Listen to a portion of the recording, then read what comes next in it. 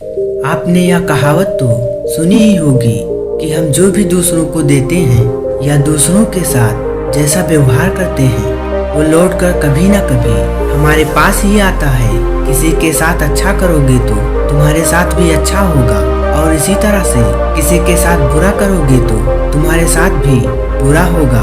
दोस्तों, आज मैं आपको ऐसी मोटिवेशनल स्टोरी सुनाऊंगा जिसे सुनने के बाद आप जानेंगे कि जिंदगी जीने का सबसे सही तरीका क्या है। एक बार की बात है, एक दिन गुरु अपने शिष्यों के साथ भ्रमण पर निकले। गुरु जी को ज्यादा इधर उधर की बातें करना पसंद नहीं था। कम से कम बोलना और शांति पूर्वक अपना कर्म ही गुरु को प्रिय था। परंतु शिष्य बड़ा चंचल था, उसे इधर उधर की बातें ही सूझती थी। उसे दूसरों की बातों में बड़ा ही आनंद आता था। चलते हुए वो एक तालाब से गुजर रहे थे तो उन्होंने देखा कि एक धीवर नदी में जाल डाले हुए है। शिष्य ये सब देखकर वहीं खड़ा हो गया और धीवर को अहिंसा परमो धर्म का उपदेश देने लगा। लेकिन धीवर कहाँ समझने वाला था। पहले उसने टाल मटोल करनी चाहिए और बात जब बहुत बढ़ गई तो शिष्य और धीवर के बीच झगड़ा शुरू हो गया।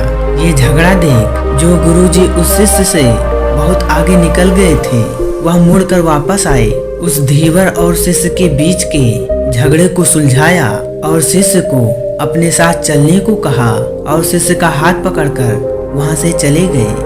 गुरुजी ने अपने शिष्य से कहा, बेटा, हम जैसे साधुओं का काम सिर्फ समझाना है।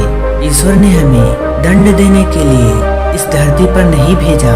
शिष्य ने पूछा, महाराज को ना तो बहुत से दंडों के बारे में पता है और ना ही हमारे राज्य के राजा बहुतों को दंड देते हैं, तो आखिर इसको दंड देगा कौन। शिष्य की इस बात का जवाब देते हुए गुरुजी ने कहा, बेटा, तुम निश्चिंत रहो, इसे भी दंड देने वाली एक अलौकिक शक्ति इस दुनिया में मौजूद है जिसकी पहुंच हर जगह है।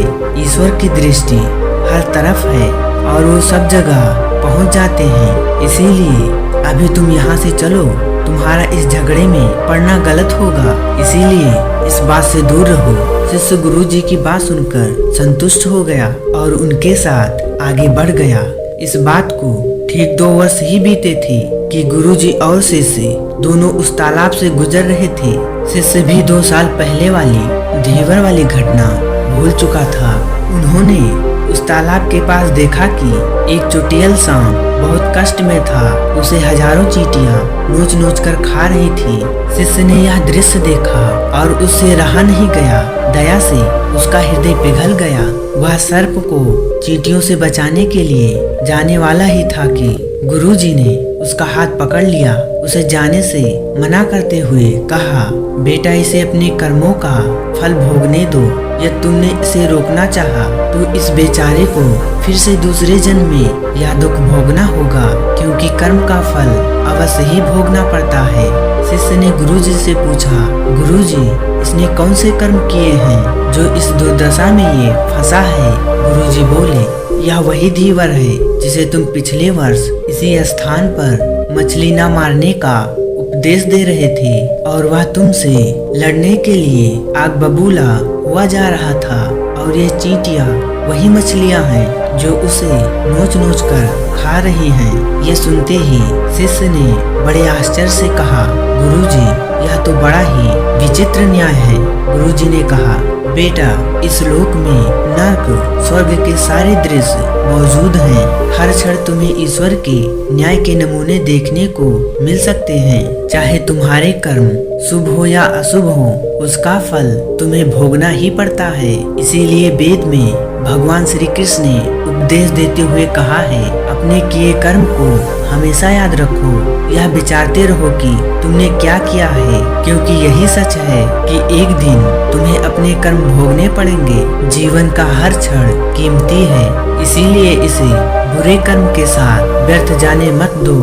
अपने खाते में हमेशा अच्छे कर्म की बढ़ोतरी करें, क्योंकि तुम्हारे अच्छे कर्मों का परिणाम बहुत सुखद रूप से मिलेगा। इसका उल्टा भी उतना ही सही है, तुम्हारे बुरे कर्म का फल भी एक दिन बुरे तरीके से भुगतना पड़ेगा। इसलिए अपने कर्मों पर ध्यान दो, क्योंकि ईश्वर हमेशा न्याय ही करता है। अब शिष्य गुरुजी की बात स्पष्ट रूप से समझ चुका था। दोस्तों, हम इस बात पर विश्वास करें या ना करें, लेकिन यह 100% सच है। ईश्वर हमेशा सही न्याय करते हैं। उनका न्याय करने का सीधा संबंध हमारे अपने कर्मों से है। यदि हमने अपने जीवन में बहुत अच्छे कर्म किए हैं या अच्छे कर्म कर रहे हैं, तो उसी के अनुरूप ईश्वर हमारे साथ न्याय करेंगे। यह जीवन हमें इसलिए मिला है ताकि हम कुछ ऐसे कार्य करें जिसको देखकर ईश्वर की आंखों में हमारे प्रति प्रेम झलक उठे। जैसे पका हुआ आम कभी कड़वा नहीं हो सकता, सदैव मीठा रहता है, इसी तरह अच्छे कर्म करने पर भी हमेशा जीवन सुखदायी होता है। इसीलिए हमें सर्वदा अच्छे कर्म, श्रेष्ठ कर्म, जिससे आत्मा को सुख मिले, आत्मा की मुक्ति हो, सर्वजन के लिए हितकारी हो, ऐसे श्रेष्ठ कर्म सदैव करने चाहिए। इसी बात को योगी श्री कृष्ण कहते हैं, कर्म करते जाओ, फल की इच्छा मत करो। अच्छे बुरे कर्मों का फल तुम्हें स्वयं ही मिलेगा। इसी बात को भगवान बुद्ध कहते हैं कि अच्छे कर्मों का परिणाम हमेशा अच्छा होता है और बुरे कर्मों का परिणाम बुरा ही होता है। निरपेक्ष भाव से श्रेष्ठ कर्म सदैव करने पर परमात्मा की प्राप्ति होती है। जीवन की यही रीत है, जैसा बोओगे वैसा पाओगे। धन्यवाद।